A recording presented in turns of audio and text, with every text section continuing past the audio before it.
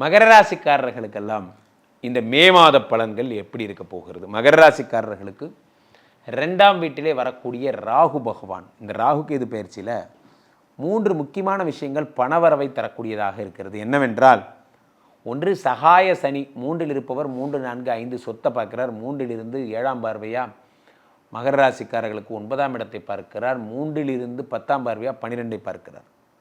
3க்கும் 12க்கு connect ஆகிறதுனால விபரீத ராஜயோகம் இதெல்லாம் சொன்னோம். இப்போ மகர ராசிக்காரர்களுக்கு 2ஆம் இடமாகப்பட்ட தனஸ்தானத்திலே ராகு பகவான் வருகிறார். ராகு பகவான் தனஸ்தானத்திலே வந்து குரு பகவான் பார்வை பெறும் பொழுது குரு சண்டால யோகம் ஏற்படுகிறது. குரு சண்டால யோகம் ஏற்பட்டு என்ன ஆகிறதுனா, உங்களுக்கு வந்து பெரும்பணம் சம்பாதிக்கின்ற ஒரு வாய்ப்புகள் எல்லாம் கிடைக்கிறது. அட் த சேம் டைம் 12ஆம் இடத்துக்குரிய குரு பகவான் 6ஆம் வீட்டில் மறைவது விபரீத ராஜயோகத்தை தருகிறது. 6ஆம் இடம் என்பது ரண ருண ரோக சத்ருஸ்தானம். ரண ருண ரோக சத்ருஸ்தானத்தை தருகிறார். அந்த ஸ்தானாதிபதி உங்களுக்கு வந்து 12ஆம் வீட்டுக்குரியவர் 6ஆம் வீட்டில் மறையும் பொழுது உங்களுக்கு அந்த மாதிரியான வாய்ப்புகள் எல்லாம் ஏற்படுகிறது. வியாதி கடன் கஷ்டமெல்லாம் தீரக்கூடிய அமைப்புகள் ஏற்படுகிறது.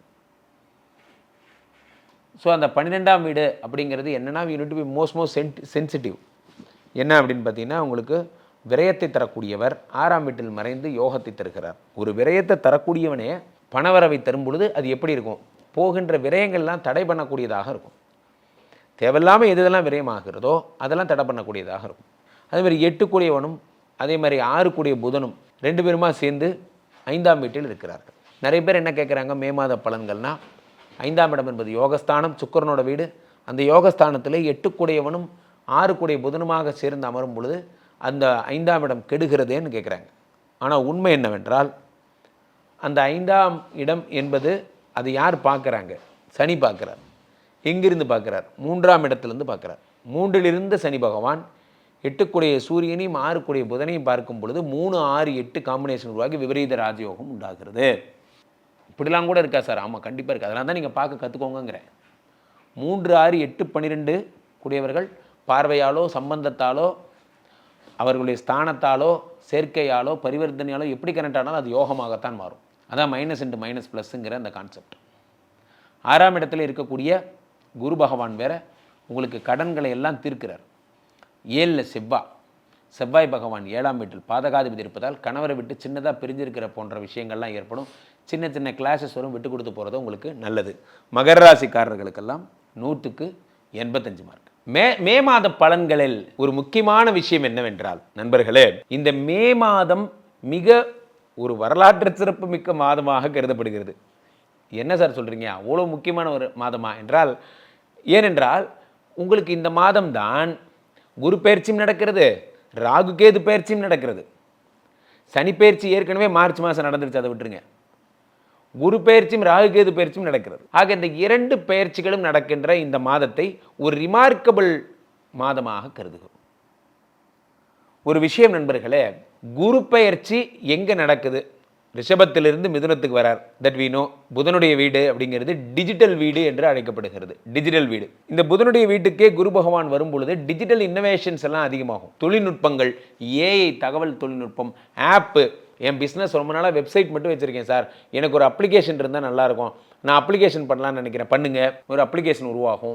அந்த மாதிரியான விஷயங்கள். அதே மாதிரி உங்களுக்கு வந்து பார்த்திங்கன்னா புதிய தொழில்நுட்பம், வீடியோ திரையில் நான் தோன்றி யார் கிளைண்ட் நானே டைரெக்டாக பேச போகிறேன், கிளைண்ட்டுக்கிட்ட நேரடியாக இன்ட்ராக்ட் பண்ண போகிறேன் போன்ற விஷயங்கள்லாம் உருவாகும். ஒலி சம்மந்தப்பட்ட வித்தகங்கள்லாம் ஏற்படும். சவுண்டில், லைட்டில், மின்னணு பரிமாற்றங்களில் வேறு லெவலில் நீங்கள் பிஸ்னஸை ப்ரொமோட் பண்ணுவீங்க. சார் இன்னைக்கு நாள் பிஸ்னஸ், நான் ஒரு நாளைக்கு உலகத்தினுடைய அத்தனை தொழிலதிபர்கள்ட்டையும் பேசுகிறேன், எத்தனையோ பேர்கிட்ட பேசுகிறேன். அவர்கள் அத்தனை பேர் சொல்கிற தகவல் ஒன்று தான், உலகம் கைக்குள் வந்து விட்டது. டிவியெல்லாம் திறந்தாச்சு, டிவியை விட்டு உலகம் வெளியே வந்தாச்சு. உலகம் இப்போ மொபைலுக்குள்ளே மூழ்கியாச்சு. அடுத்து மொபைலை விட்டுட்டு அடுத்து எங்கே போகிறோன்னு தான் நமக்கு தெரியல. புதிதாக ஒரு டிவைஸ் மொபைலை மறக்கிற மாதிரி வந்தால் அதுக்கு இப்போ பயங்கர டிமாண்டு. அந்த மாதிரி உலகம் அடுத்த படியை நோக்கி பிரயாணிக்க ஆரம்பித்து விட்டது என்பதால் ரிஷபராசிக்காரர்களுக்கு 2ஆம் இடம் நம்ம சொல்கிறோம் வரிசையாக. ஒவ்வொருத்தருக்கு யோகமான இடங்கள்லாம் சொல்கிறோம். கும்பத்துக்கு 5 அது மாதிரிலாம் நிறையா. குரு பயிற்சியால் நடக்கக்கூடிய யோகங்கள்லாம் நம்ம நிறைய பேசணும். அதே மாதிரி சனி பயிற்சியால் ஏற்படக்கூடிய யோகங்கள்னு குறிப்பிடப்பட்ட சில ராசிகளுக்கெல்லாம் பேசணும். சிம்ம ராசிக்காரர்களுக்கு அஷ்டம சனி தொடங்கியாச்சு, மீனராசிக்காரங்களுக்கு ஜென்ம சனி தொடங்கியாச்சு, எல்லாம் பேசணும். ராகு கேது பயிற்சியை பற்றி நிறைய இடங்களில் பேசலை. ராகு கேது பயிற்சி இந்த மாதத்தில் ராகு கும்பத்திலும் கேது சிம்மத்திலும் எழுந்தருளுகிறார். ரெண்டுமே பாம்பு கிரகம். இவர்கள் கும்பத்தில் வருகின்ற ராகு என்ன தருகிறார்? சனியுடைய வீட்டுக்கு வரக்கூடிய ராகு நிறைய சோதனைகளை தருகிறார். சிம்மத்தில் வரக்கூடிய கேது என்ன தருகிறார்? நிறைய சோதனைகளை தருகிறார். இவர்கள் இருவருமே உங்களுக்கு பிரச்சனை. ராகு கேது ரெண்டு பேருமே. இவர்களுடைய பயிற்சி உங்கள் வாழ்க்கையில் என்ன மாற்றங்களை ஏற்படுத்த போகிறது? மே மாதம் ஒரு ரிமார்க்கபிள் மாதமாக இன்னொரு விஷயம் நடக்கவிருக்கிறது. என்னவென்றால், சுக்கிரன் மீனத்திலேயே தங்கி விடுகிறார் ஒரு 2 மாதத்துக்கு. சுக்கிரன் உச்சம் பெற்று மீனத்திலே இருக்கிறார். ஏன் அப்படி ரொம்ப நாள் ஓவர் ஸ்டே தெரில, அவரை தான் போய் கேட்கணும். ரொம்ப நாள் ஓவர் ஸ்டேவா அங்கேயே ஸ்டே பண்ணுறார். இந்த பக்கம் என்னடான்னா, இவர் யார், நம்ம செவ்வாய் கடகத்தில் நீச்சம் பெற்று ரொம்ப நாள் இருக்கார். ஏன் ரொம்ப நாள் செவ்வாய் கடகத்தில் நீச்சம் தெரில, அவரை தான் கேட்கணும். சில விஷயங்கள் அந்தந்த கிரகங்களை தான் கேட்கணும். ஏன்னா அவர் ரொம்ப நாளாக அங்கே தான் இருக்கார். அடுத்ததாக உங்களுக்கு பெரிய ரிமார்க்கபிள் விஷயங்கள்னு பார்த்தீங்கன்னா, சூரியன் உச்சம் பெற்றவர் நகர்ந்து புதனோடு சேர்ந்து ரிஷபத்துக்கு வந்துடுறார். புதாதித்ய யோகம் ஏற்படுகிறது. இப்போ ஒரு பரல் மாதிரி இருக்குது பாருங்க. ஒரு பரல்னா என்ன சொல்லுவோம்ல, கழுத்தில் போடுற அந்த முத்து பரல், அந்த பரல் மாதிரி. கும்பத்திலே ராகு, மீனத்திலே சனி, என்ன மேஷம் மட்டும் பாக்ஸ் ஃப்ரீயாக இருக்கு. ரிஷபத்தில் யார் இருக்கா? சூரியனும் புதனும்.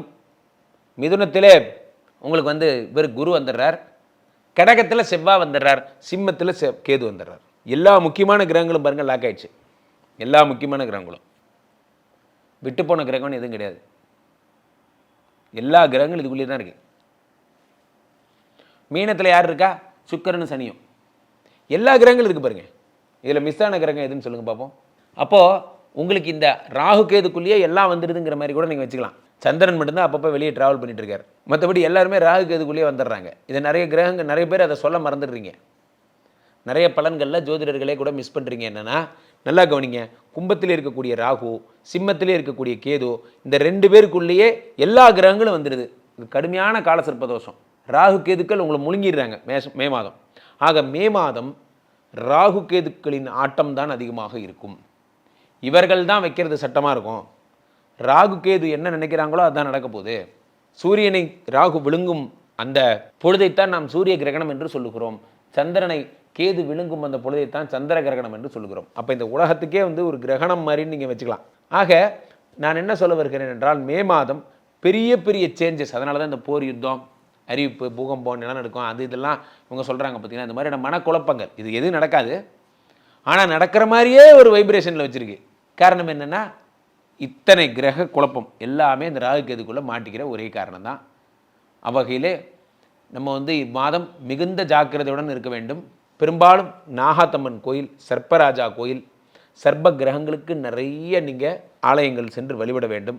புத்து கோயில், புத்து பக்கத்தில் இருக்கவங்க புத்துக்கு பால் ஊற்றணும் போன்ற பரிகாரங்களை தொடர்ந்து செய்வதால், கும்பகோணம் பக்கத்தில் இருக்கவங்க திருநாகேஸ்வரம், திரு பாம்புபுரம்லாம் போனோம், கீழ்பெரும்பள்ளம்லாம் போனோம். இதெல்லாம் போனீங்கன்னா ராகு கேதுக்களுடைய அருளை பெறலாம். அதனால் மே மாதம் ஒரு கவனிக்கத்தக்க ஒரு மாதம் என்பதில் எந்த விதமான மாற்று கருத்தும் இல்லை.